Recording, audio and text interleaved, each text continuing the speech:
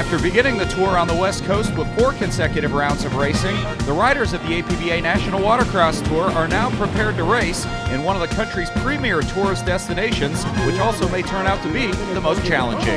Oh, but Chelsea with a huge water sample. Being out here in the surf, the conditions are ugly, really choppy, and big waves. In GP ski, last year's points champion Rick Shirker enters this surf contest again with the points lead, but will be challenged by a 22-year racing veteran in Rob Flores. Racing out there, just a different mental state, more of a survival and patience thing instead of you can't let yourself get carried away. This has definitely been the roughest start to a season I've had in years since I can remember, but that's racing. While over in Pro Runabout Open, 16-time overall world champion and arguably one of the greatest riders of his generation, Dustin Farthing, comes in with a hot hand after winning his last 2 rounds on the West Coast, but 2007 points champion Arminio Iantasca actually leads the point standings by a mere point, so expect Myrtle Beach to be a true showdown of these top 2 competitors. I know my riding ability is good enough to win, so as long as everything goes good, we should be fine. I don't know if I ever want the bullseye on my back. I like sneaking up there from the back, but hey, I got it right now, so I'll run with it. And coming up next is round number 5 of the HydroTurf APBA National Watercross Tour for Myrtle Beach, South Carolina.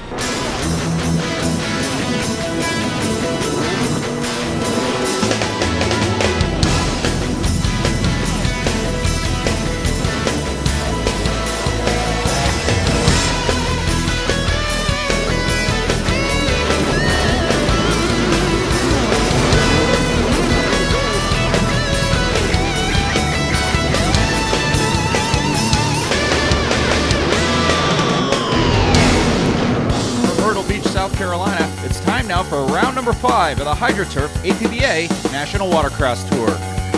Hello again, everyone, and welcome back to another exciting round of watercross racing. Thanks for joining us. I'm Ian Howard. Well, after opening the season on the West Coast with 4 consecutive rounds of racing, the riders of the tour have made it all the way back east to the resort city of Myrtle Beach, right here along the Atlantic Ocean for rounds 5 and 6. And the riders will tell you this might be the most challenging round of racing for the simple fact, a surf race. And well, what does that mean if you're a rider? It means staying hooked up on the water, and what many of the racers will do will actually make adjustments to get less horsepower so they can stay hooked up on the water. As always, we'll have all the pro runabout and pro ski racing, and I'll be joined by Dave Arnold for the call. It's all coming up next, round 5, right here from Myrtle Beach, South Carolina.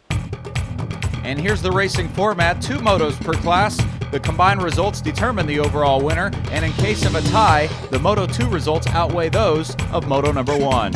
Here's your points after 4 rounds for GP ski. Rick Shirker comfortably on top as he enters his 5th round of racing competition. Let's take a look now at highlights from Moto number 1. A nice field of boats taking on the pounding surf of the Atlantic Ocean. As you can see, some riders struggle to get off the beach, and early on, a surprise. The 20-year-old Jimmy Wilson, who now makes his home in Concord, North Carolina, would check out with the lead.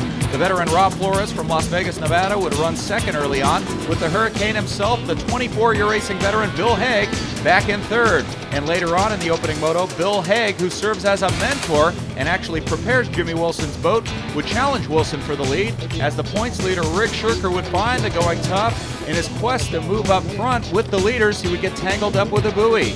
Later on, Rick Shirker would get past Paul Puchowski in his quest to move up towards the leaders and challenge for an overall here in Moto number 1. And his quest to move up would continue on as he would get past Kevin Minix and move into 3rd place here in Moto 1. But it wouldn't be enough for Rick Shirker, the points leader, as Jimmy Wilson would record the Moto 1 win. So Wilson, in his first race of the season, comes out on top. In this opening moto, Rob Flores finishing right behind in 2nd place, with Rick Shirker, the points leader, right behind in 3rd after making a valiant effort to move up through the ranks. The main thing really is I recently moved down towards where Bill Hague lives, who builds everything, so I'm getting to ride a lot more about every weekend where we get to ride and train, and he's really got me going this year. So after a 2nd place showing in Moto number 1, last year's points champion Rick Shirker needs to turn things around, while Rob Flores, the grizzled veteran, will be ready to go, and Jimmy Wilson, the star of Moto 1, will be back on the water for Moto 2. Stay with us, more of GP Ski up next. Coverage of the APBA National Watercross Tour from Myrtle Beach, South Carolina has been made possible by HydroTurf, by Yamaha, by Sea-Doo, by Monster Energy Drinks, and by the Myrtle Beach Chamber of Commerce.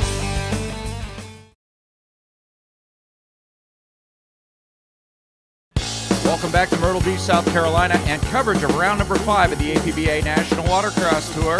Jeff Wright getting ready to go on the water for his second moto in GP Ski. But before we get underway, let's visit with the Hurricane himself, Bill Haig, with his HydroTurf Tech Tip. Here on the APBA National Watercross Tour, you'd think more horsepower means going faster. Once we hit the surf, we throw that rule book out totally. We'll actually change to a different engine setup, something that delivers a little bit less horsepower, but a much smoother power delivery. We'll also change pump and nozzle combinations so that we stay hooked up a lot better. We can weight the boats different. We can also change the amount of fuel that we have to keep the nose a little lighter. Most important thing is, if you're in the air, you're not going forward. So watch for who's in the water and who's in the air as you see the races here in Myrtle Beach. And thanks to Bill Haig for that HydroTurf Tech Tip as we get set for Moto number 2 for GP Ski. A nice line of competitors led by Jimmy Wilson out of lane number 1. He won the opening moto going for the clean sweep. We also have an onboard camera aboard Kevin Minix's ski. He's from Dallas, Texas. And Dave, look at how rough the water conditions are greeting all these competitors. The Atlantic Ocean is truly different than our opening first 4 rounds of racing from Parker, Arizona than Lake Elsinore. Well, we went from a river with a current, which stays pretty smooth, then the lake, it's nice and calm. Well, surf conditions, total different animal. You got to deal with the surge, the waves, the tide, and it's just sloppy like a washing machine out there. But you know, Jimmy Wilson not being affected on that, getting the whole shot. And talk about the 20-year-old Dave showing he has no fear on the race course as the veteran Rob Flores falls in behind in second place. But the 20-year-old who recently moved from Columbus, Ohio to Concord, North Carolina to take a position as a firefighter, showing no fear on the race course, Dave. And you have to be impressed because these are his first 2 rounds of racing. Well, you know, the kid's in great shape. You can't take that away from him, you know, being a firefighter. But, you know, he's just moved there. He's riding this water. He's riding the surf. He was used to the lakes, the rivers. Well, you know, he's progressed, and we saw him progress a little bit last year too. So Wilson leading the charge up front. He's a disciple of the Hurricane. That is Bill Haig, the longtime veteran who has served as a mentor towards Jimmy Wilson. He's developed his confidence, his riding skills, and earlier we talked to Jimmy about his game plan for competing here in round number 5. I hope I can get a good hole shot again, and if I don't, I'm really going to have to charge. You know, Rob Flores, you know, even though Bill and Shirker didn't have a good moto, they're still in contention. And if anyone gets out in front other than me, I still got to work hard just to get back up and try to get the points to come out of this weekend on top. So nice to hear from Jimmy Wilson, as we mentioned, just 20 years of age. And Dave, I think he's made leaps and bounds since winning his first moto ever at the World Finals last year. You have to imagine what that did for his confidence, developing himself as a truly professional racer. Well, you know, that's sure, it's confidence booster, but you know, he's in great shape. And you know, one sport that demands you be in great shape, that's stand-up watercraft. Watercraft racing, especially in these rough conditions, could be one of the most physically taxing things on your body. You use every muscle, your balance has to be good. And you know, you just got to learn that finesse, and the only time you're going to get you know, practice is getting on the water, and that's what's going to make you a better rider. And I think Jimmy's been putting his time in the water. Rick Shirker, who's had his struggles so far early on, he's the points leader coming into this, the 5th round of competition, continues to lead the charge. Then you have Polchowski behind him.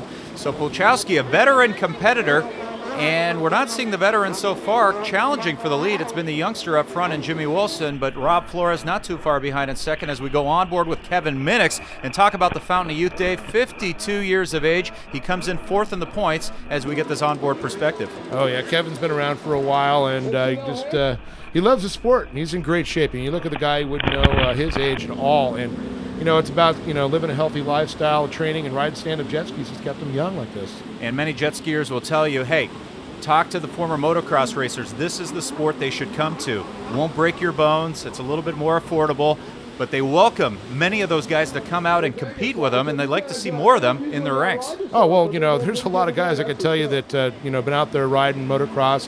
Rob Flores, you're seeing right there. He's friends with quite a few motocross pros, and he takes them out jet skiing. And earlier we talked to Rob about his strategy of being on the tour for so many years now. Like I said, I've been doing this for 22 years.